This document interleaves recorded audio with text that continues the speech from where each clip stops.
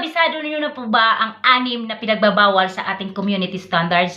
Kung wala ka po pang time na pagbabasa or intindihin kung ano po ang nilalaman ng community standards, ipapaliwanag ko po sa inyo, bigyan ko po kayo ng example para maintindihan kung ano ang hindi dapat nating i-upload dito sa MetaWorld.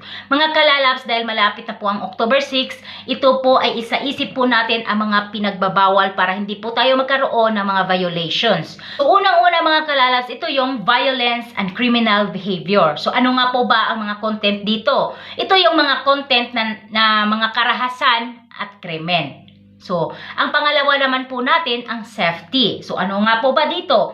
Halimbawa na lang yung nagbubuga ng apoy, kumakain ng pako. So, yan po ay hindi safety na panuorin ng mga viewers.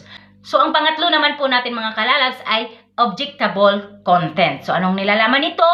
Halimbawa na lang po, ito po ay ang mga hindi ka nais-nais na mga malalaswa ang nilalaman ng videos. Ang pang-apat natin mga kalalabs, ang integrity and authenticity.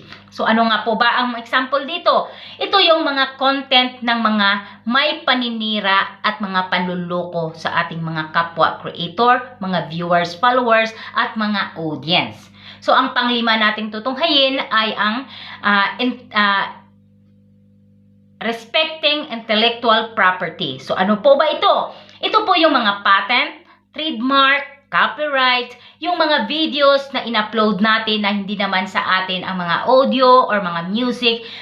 Kapag ang may-ari ay nagka-claim ng copyright or hindi niya i-share yung kanyang gawa sa atin, yan po ay magkakaroon tayo ng violation dahil na-claim po ng may-ari. So yan po ay nandyan din po sa ating community standards na binigyan ng halaga na ni Meta ang gawa ng kapwa nating creator. So ang pang-anim naman mga kalalabs ay ang content-related request and decision. So ano nga po ba ito?